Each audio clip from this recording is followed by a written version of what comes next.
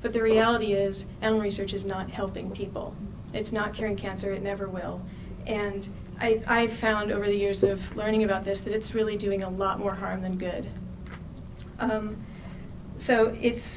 Then the main reason of that is that every species of animal is different, and you can't use one species to model another species. And even though people have a really hard time a lot of times believing what I'm saying, that animal research isn't working, common sense tells us that it won't. So I would encourage people, if you end up doing outreach about this, to appeal to people's common sense. You know you can't give your dog chocolate. You know you wouldn't give the medicine from your dog to your child. And most of us are now realizing that the way we've done clinical studies by focusing on men does a disservice to women. You know, the way that we prescribe drugs to children that have only been clinically tested on adults harms children. We know these things, but yet we think studying rats will teach us something about ourselves. And so people think that we have to screen drugs and everything on animals, and it's somehow keeping us safe. But 100,000 people a year die in this country from using prescription drugs as prescribed. And that is a symptom of the problem with animal research, that it gives us bad data. It gives us results that aren't predictive. So we have the situation where you test something on an animal and it's safe, maybe it's effective. You give it to the person is harmed, or it doesn't work, or the person dies. And so that's part of why a big reason why we have so many drug disasters. And I think this information is getting harder to keep out of the public eye, because we have things like fen-phen a few years back, perfectly safe in animals, killed a lot of people. One of the most recent humongous drug disasters is with Vioxx. It was perfectly safe in the lab animals. I've heard different estimates, but thus far it's caused about 140,000 heart attacks and strokes. It's killed tens of thousands of people. People often say, oh, well, if we don't experiment on animals, what do we do? Experiment on people? Well, the reality is we are experimenting on people, and in a much more inhumane way because of this bad animal data. So, for example, we have the hormone replacement therapy gigantic experiment on women. In monkeys that are supposedly so similar to us that we can use them as models, in monkeys, hormone replacement therapy had actually protective effects for the cardiovascular system. In women, it increased the chances of heart attack and stroke dramatically.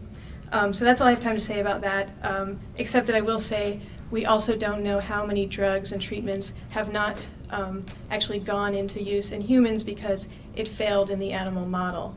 And sometimes that false negative situation does get overcome, like with protease inhibitors. It killed lab dogs in the lab. Protease inhibitors killed dogs in the lab. So 4 years, that was shelved. And that was at the height of the AIDS epidemic, how many people died. For some reason, this did proceed into use in humans, but a lot of times that never happens. So we'll never know what we're missing out on. And just one other thing I want to touch on about how animal research kills people is that it wastes money, and unfortunately that's a life and death issue. I'm not sure what the current numbers is, but it's approximately $10 billion a year we're spending on bogus animal research, just the publicly funded side of it. And in the meantime, social services are underfunded. That situation's getting worse. I know I see programs around me closing. Medicare is being cut. About 50 million people don't have health insurance in this country, which largely means no health care. So if we really want to save people, we gotta look at how we're spending money. So I'll stop there. I do have a handout that I think I want to just hand you directly with some resources about animal research. So if you want to learn more about it, I'd really encourage you to do that. If you want to talk to me or challenge anything I've said or get some more substantiation of any of this, we have a table upstairs and you can come talk to me. And I think I'm just going to hand this out, if that's okay.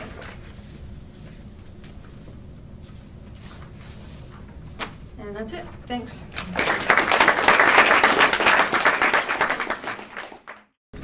Hi, my name is Connie Durkee, and I work for In Defense of Animals in the Portland, Oregon office with Matt. And I'm going to talk about animals in entertainment. And animals have been used for entertainment of humans for centuries.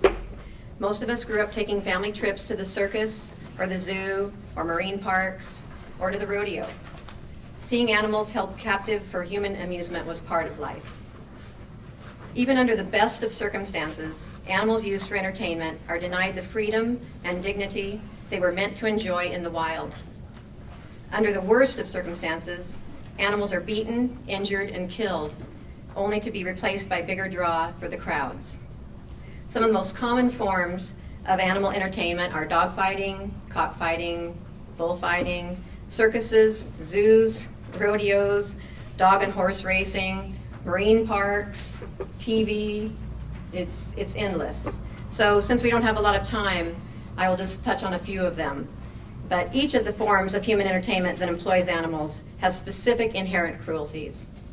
And so I'll start with circuses. Despite their popularity, circuses are one of the biggest abusers of animals. The lions, tigers, elephants, monkeys, and other animals used in circuses do not naturally perform the entertainment for the entertainment of people. So they are forced against their will to do silly tricks that they would never do in their natural environment. Trainers routinely use violence, brutality, and intimidation to get animals to perform these demeaning acts that are common in circuses.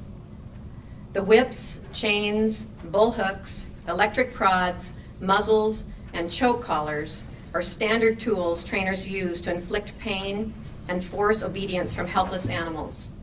These animals perform strictly out of fear. Laws protecting animals in traveling shows are inadequate and poorly enforced. The Animal Welfare Act establishes only minimum guidelines, and even these meager standards are often ignored. Most elephants used in circuses were captured in the wild. Baby elephants born in breeding compounds are torn from their mothers for training. During the separation process, calves are kept isolated and tied with ropes by a front and back leg. Painful rope burns may develop as they struggle against the restraints. Circus animals are hauled around the country in poorly ventilated trailers and boxcars for up to 50 weeks a year in all kinds of extreme weather. And in between performances, they live in these boxcars, sometimes for days, living in their own excrement. Access to their basic needs, such as water, food, and veterinary care, are often inadequate. The captive state of endangered species and other animals in circuses provides no educational value, nor is it saving endangered species. The key to saving endangered species lies in protecting their habitat. And just last year, when Ringling Brothers was in town, some animal activists, IDA activists, and myself, we joined Jason Bayless of PETA to film the elephant walk when they walk the elephants from the boxcars to where they're performing. And we followed them on their way in and on their way out.